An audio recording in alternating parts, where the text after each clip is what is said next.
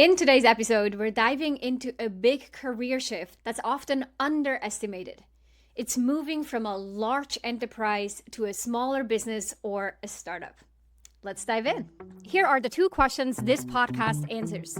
One, how do you successfully transition into your first official leadership role? And two, how do you keep climbing that leadership ladder and continuously get promoted, although the competition and the expectations get bigger? This show, the Manager Track podcast, will provide the answers. I'm your host, Ramona. I'm on a mission to create workplaces where work is seen as a source of contribution, connection, and personal fulfillment. And this transition starts with developing a new generation of leaders who know how to lead so everyone wins and grows. In the show, you'll learn how to think, communicate, and act as a confident and competent leader you know you can be. Welcome back to this episode of the Manager Track podcast. Today's episode is for any leader who's feeling a bit off balance after making the leap from a large org to a smaller company or a startup. Or for someone who might be considering making that shift, again, from large to small, or if you are managing someone who has gone through that shift and you realize they're having some challenges with adapting to the startup environment. So in this episode, we're going to unpack the cultural, psychological, and even the operational shifts that make this transition hard or easy, depending on how you look at this. The goal is really to explore a bit more of what is this shift about and what do people need to keep in mind in order to be successful. You're going to hear real world examples, what startup teams really think, and hence the mindset shifts that can turn frustration both on their end and on the leader's end into success or even fulfillment. Now, the reason why I chose this topic for today's podcast episode is because I have, over the course of the last 6 to 12 months, worked with several people who've made that switch. I've also worked with startup teams where individuals on those teams have made that transition and are now trying to adapt to the new reality, that things are very different in the scrappy startup environment than they used to be, and the kind of friction that comes up as a result of that, both on, again, their end as well as the team or their direct supervisor or leader. So imagine you're a VP at a large company. You probably have a big title, you're a VP, therefore. You have probably a bigger team or enough resources to plug into to help with your work. And you likely have plenty of infrastructure that you can leverage and use, from technology and tools such as CRMs, from resources and other teams that are dedicated to help for certain projects or in certain situations, to processes, established protocols, a culture, personal resources that you can tap into to get help, be this an HR department, learning and development programs, and so forth. Now you decide, okay, this is all good, but I would like to get a little bit closer to the action and really drive impact. Or I'm kind of fed up with the bureaucracy of it or the politics of the big company.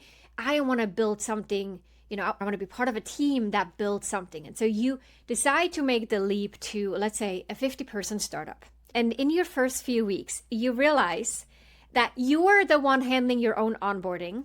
There's no nice onboarding checklist.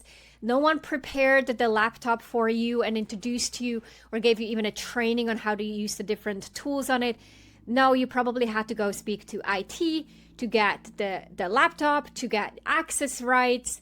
You had to go figure out what are we using for which processes, and then you had to figure things out yourself. That's typically how this happens. Not that that's necessarily the best way to go about it, but typically the onboarding process at that level hasn't been fully flushed out or institutionalized where that would all be set in place. There's a lot of taking on things on your own. You might also find yourself together with your team in the midst of a fire drill because of a bug on the app for your product or whatever that might be that no one's ever seen before. No one knows where it's coming from. The person who wrote the code is no longer with the company. And so you're all just kind of diving in, trying to figure out what happened and how to rectify it. Or you might find yourself being dropped to a customer call where someone says, hey, I can't take that call, please talk to them.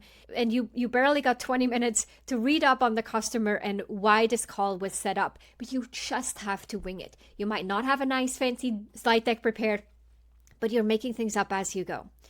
That is typical startup life. It can feel messy. It is messy. It can get overwhelming. And you often find yourself in a situation where you have to be resourceful, figure things out that have nothing to do with what's on your job description. Now, in large organizations where we have established departments, specialized roles, if you need a legal review, you call the legal team, you want a competitive analysis, you find the strategy or the research team and you get them involved.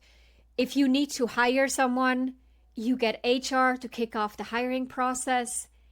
But in startups, none of that is possible, usually, right?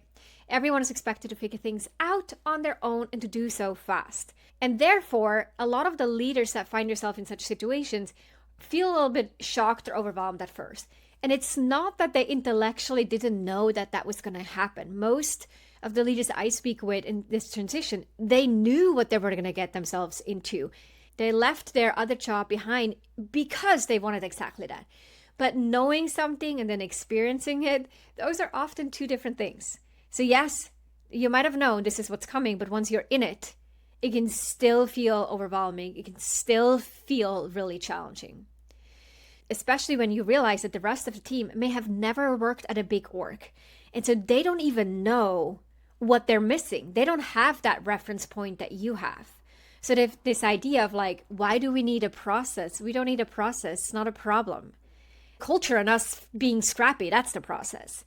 And so you having a reference point of what it could be, what it has been for you, and now seeing the disconnect while everyone else seems to just like raise their eyebrows at you of like, what are you talking about? It's not a big deal.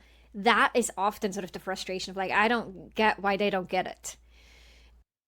And specific on this one, when it comes to people leadership, this may involve the lack of performance review processes, calibration discussions, not having clarity on who gets promoted or what are the salary guidelines. Everyone and every leader is kind of figuring it out on their own, and they all have their different approaches.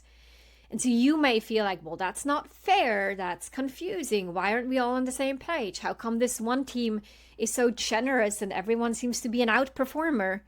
And then on my team, I'm really doing sort of a very proper, fair assessment on their performance. And then I'm being very resourceful and appropriate with the budget. And realizing that not everyone operates this way can be the hard part here. Similarly, not having a learning and development budget or additional resources to support your team members can be challenges that leaders who made that transition, if that's you, then you have to figure out as you find yourself in this new role at a startup.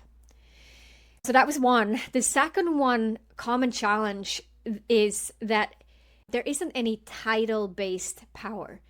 So yes, you might be the most experienced person in the room.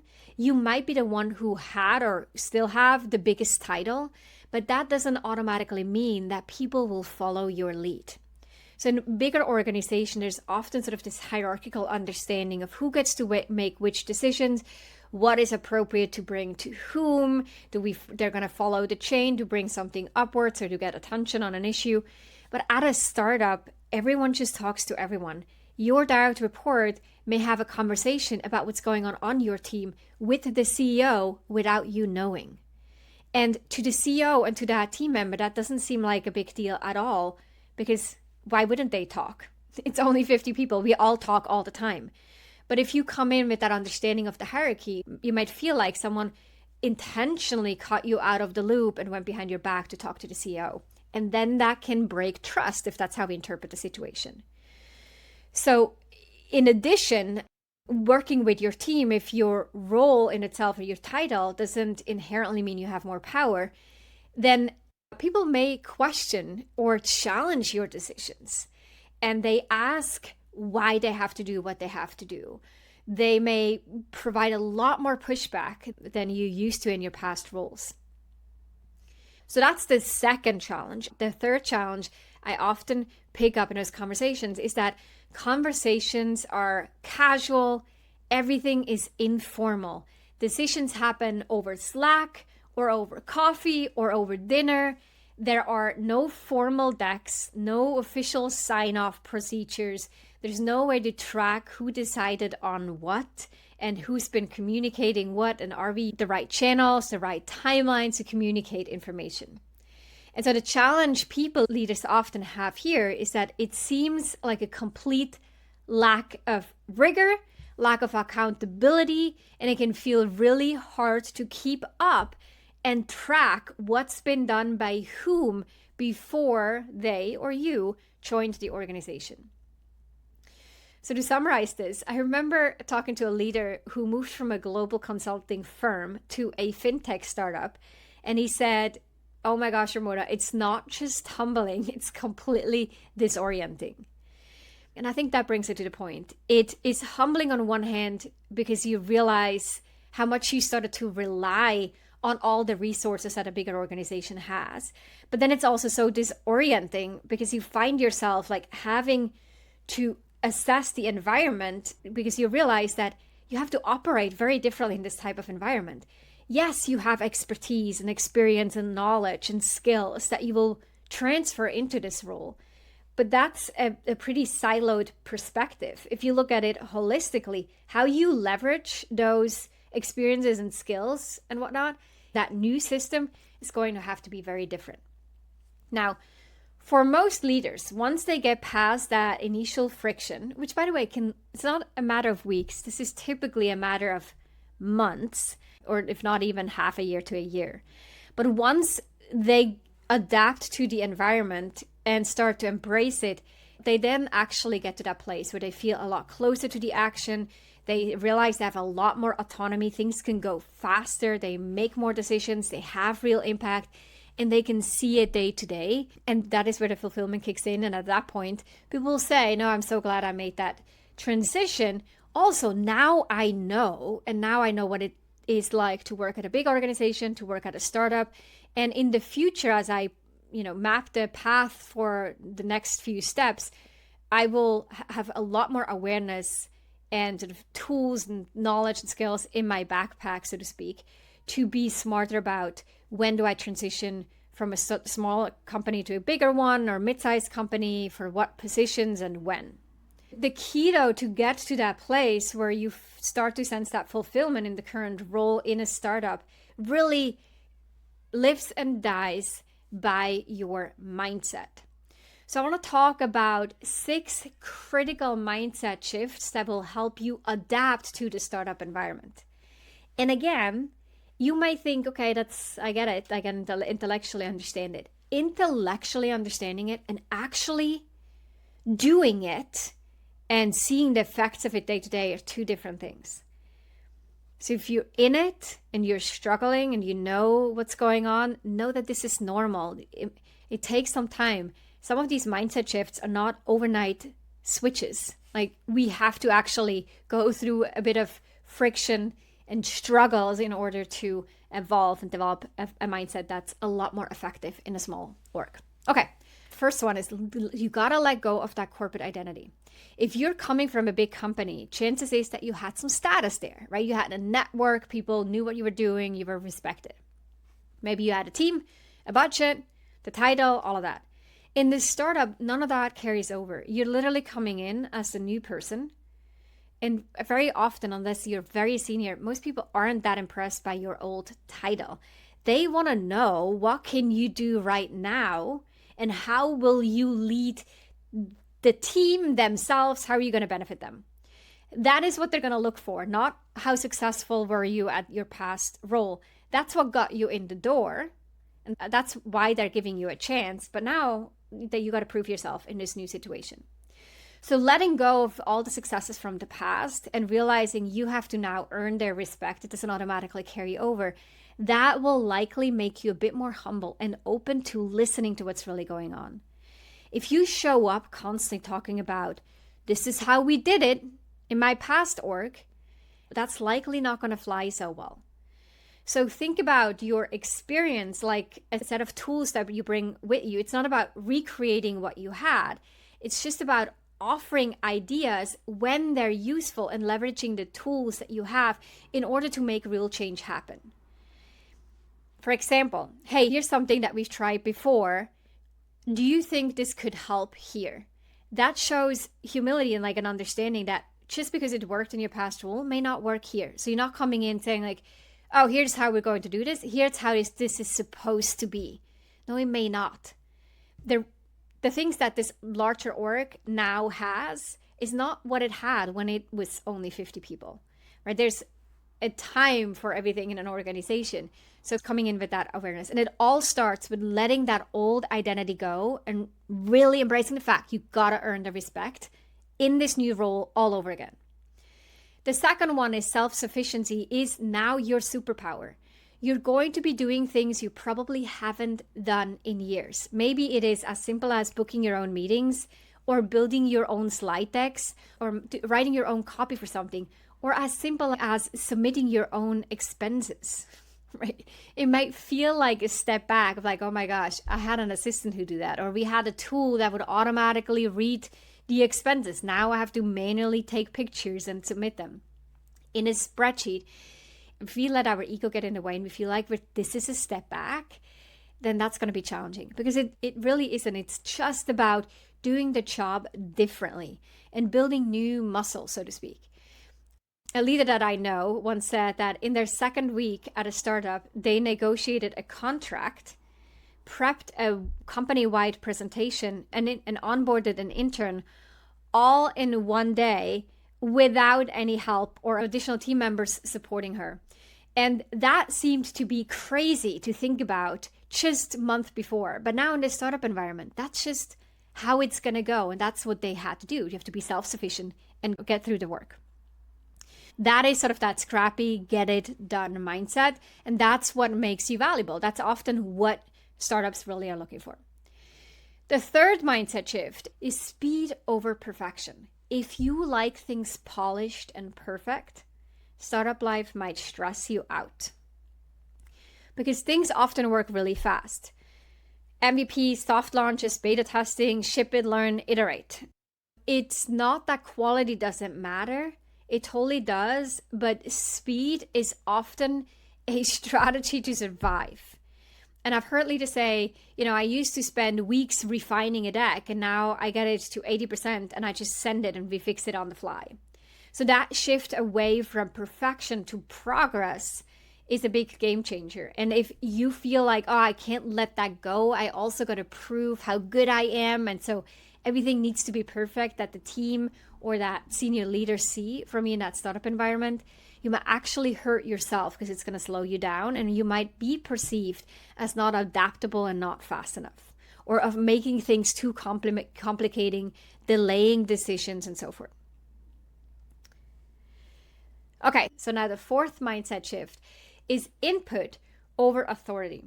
So you might be used to being the person people defer to, but in a startup, everyone's expected to contribute regardless of their title. So if you're surprised if a junior developer pushes back on your strategy, again, that can get difficult because it's often not personal. It's usually not personal. It's just how these teams operate. And so the best thing that you can do is to listen, to really listen. Like this one founder who once publicly said that their most impactful hire was a former VP who spent their first weeks just absorbing, asking questions, understanding the rhythm, before then quietly dropping a thoughtful idea in Slack and inviting feedback, and how much he appreciated that approach and then encouraged all these other new hires thereafter to adapt a very similar approach in their 30-60-90 plans. That's how to lead without the ego. So not coming in trying to prove yourself, but really coming in trying to listen and seek the input versus relying on authority. Okay, moving on to the fifth one. So in that big org that you've worked, there may have been annual plans, 5-year strategic plans, there's the big vision statement, there's the mission, all these different pieces are in place. And what you might find in a startup is that A, planning is really flexible and it can shift really quickly. B, we might have not even found product market fit, or that all is still a bit evolving. Or maybe you're in a situation where you realize, hey, we're totally pivoting what we thought based on external factors such as technological advancements or economy. Imagine a time when sort of OpenAI first released its first ChatGPT model, and how many companies who had, their strategic plans and had that all mapped out, suddenly looked at this and realized, wow, if we continue to do what we've been doing, we're gonna die within the next 12 months because ChatGPT can totally replace what we plan to do. So they had to all get back to the drawing boards and figure out what is now their value add angle where everyone has access to Gen AI through a tool like ChatGPT. So with that, in startups, things shift really fast because there's like that single focus on often a single product versus large organizations who have multiple revenue streams, multiple ways that they want to progress. So your priorities, let's say in January, might be completely irrelevant by April. And that can be frustrating, especially if you're someone who loves long-term planning, stability, clarity, and clear focus. But this is also the chance where you can say, okay, how do I practice being more agile? Where are we heading? Why are we heading there? And what does this mean for us now? Versus, okay, what have we already locked in and how are we going to execute on what is already been decided? So really shifting and becoming a lot more involved in assessing the direction of the organization and the team as such. So the most effective leaders in such situations build flexible frameworks. They focus on pivoting where needed, sort of shorter term planning cycles, and so forth. They adapt their working model to adjust to the required flexibility. And then the last point, we can't really leave this one out, it's that whole work-life blend, not necessarily a balance. Oftentimes, startup life doesn't fit into sort of a 9-to-5 box. You might have late nights during crunch time. You might also take a long lunch or hit a midday workout without anyone really batting an eye. And, multiple times I have people say, I used to, always leave the office at 4:30 to pick up my kid from school. I might have, opened my laptop again and worked for an hour or so after that. But typically that was it. And I would hardly ever work on a weekend unless I had to travel. But now in the startup environment, it's just expected that everyone pulls longer hours and the rhythm is completely different. That means not only do you and your sort of whole holistic life need to change a bit, but also it's often that other people in your life might be impacted. Let's say a spouse or children or family or friends who see that you now are running on a different schedule. And if you're unprepared to handle that and start to feel resentful when you're asked to stay late or when it's just expected and you don't really get a thank you for it, then that can start to feel frustrating. And again, this resentment builds up, which is not helpful. So you really have to figure out what works for you. Some startups really celebrate this work-life blend and boundaries, and they're really clear. We do not Slack anyone after 6 p.m. We do not Slack or email people on the weekends and whatnot. That is something that you would want to evaluate, obviously, in the interview process. Not that you land there and then you realize, oh, shoot, I wasn't aware how much work and how many hours might go into being successful in this job. Okay, so let me quickly recap the 6 shifts that we talked about. The first one was let go of your corporate identity. That's a thing of the past. You're reestablishing the respect and your agency and authority here. Second, self-sufficiency is now your superpower. Third, speed over perfection.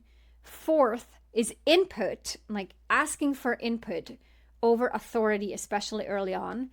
The fifth was being flexible to planning, to pivot fast, but also spend a lot more in setting the direction for your team. And then the last one was really understanding that work-life blend, what that looks like and mean for you.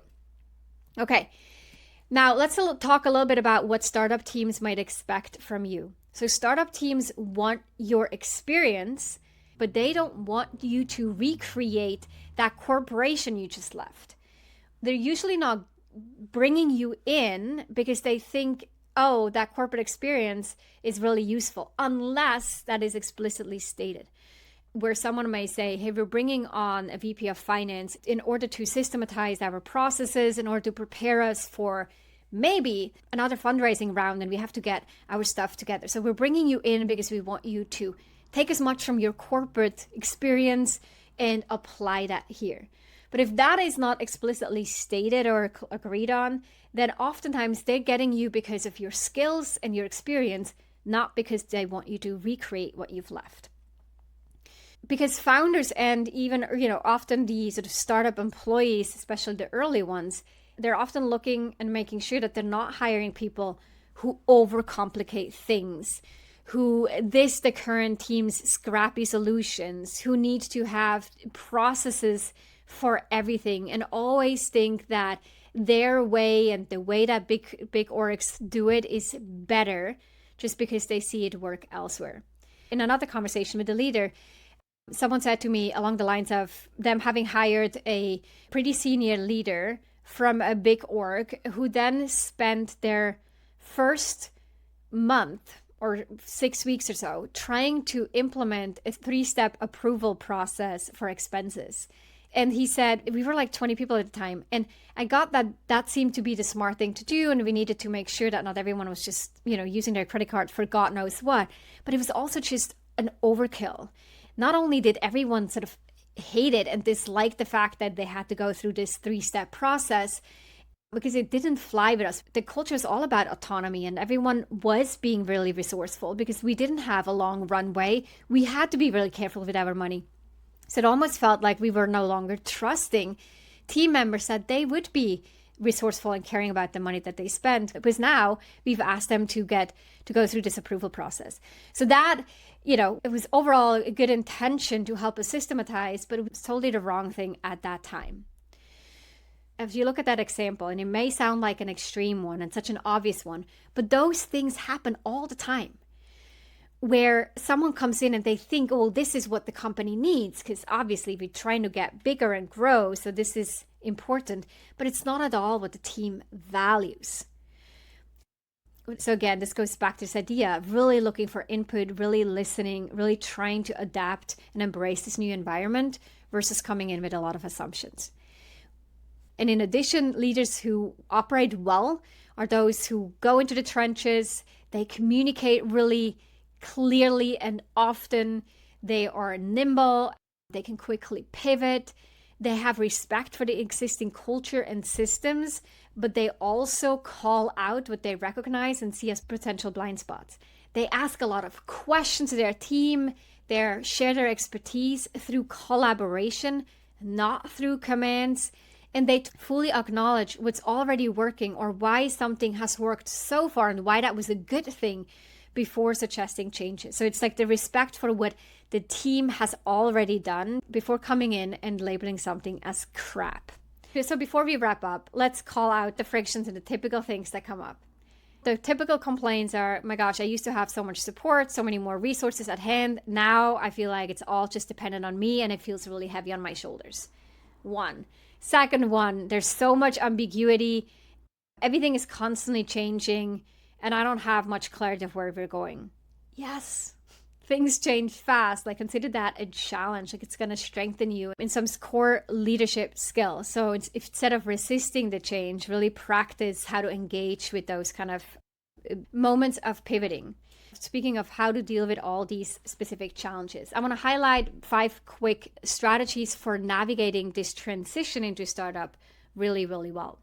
First of all, quick wins build trust. So find something small but meaningful that you can improve. Again, don't try to implement a whole new process. Find something small and meaningful. It could be as simple as streamlining a messy onboarding process or doing something to improve password sharing or whatever that may be. Create one small routine. It could be a daily stand-up. It could be introducing shared documents. It could be having a 1-page business plan or strategy that you review with the team on a regular basis. Don't drown the team in too much structure and too many new changes and routines. Start with one. Third, teach others by modeling behaviors. Instead of telling people, here's how we should be running a project, just run one well and let people see what you're doing and let the results speak for themselves. If that's actually what's working, they will naturally adopt and learn through observation. Fourth one, practice open communication. So use Slack or whatever collaboration tools are out there to communicate, hold Q&As for people to ask, for you to have a dialogue with what's working, what isn't working. Be as transparent as you can be in order to build trust fast. And to solicit feedback, you want to know what other people see, what they like, what they don't like. It's not that you need to listen to all the feedback and make all the changes suggested, but it is signaling that you're curious to hear their inputs and that you're taking feedback well. And then the fifth one, just respect the chaos and even embrace it. It can be tempting to try to clean everything up and make it all good so that you can feel more calm and in control. But in early stages, some of the chaos can be productive. It means things are growing and evolving. So if that's what the team is used to, just let that be for the moment and focus on something that matters a lot more than that. This transition overall will likely test you, but it will also grow you. And I've seen this over and over again, where leaders go through it. They embrace the friction, they struggle, they get frustrated, but they come out on the other side and they realize how much more adaptable they've become and how much wider their perspectives is on how to go about certain problems. And that's a wrap for this podcast episode. If you work with someone who is thinking about making that career shift, or someone who's in the midst of it or has done it, please share this podcast episode along. And if you are looking for a sounding board, someone who can help you lead effectively in a new environment, that is what executive and leadership coaching is exactly here to do. So check the show notes for a link to schedule a strategy call so we can talk about what that would look like for you and how coaching can significantly increase how well you do through this transition to make it as likely as possible for you to be successful, to have a team and senior leaders who trust and respect you. And with that said, I wish you a productive and successful rest of your week, and we'll see you next time. Bye-bye. If you enjoyed this episode, then check out 2 other awesome resources to help you become a leader people love to work with. This includes a free masterclass on how to successfully lead as a new manager. Check it out at arcova.org/masterclass. The second resource is my best-selling book, The Confident and Competent New Manager: How to Quickly Rise to Success in Your First Leadership Role. Check it out at arcova.org/books or head on over to Amazon and grab your copy there. You can find all those links in the show notes down below.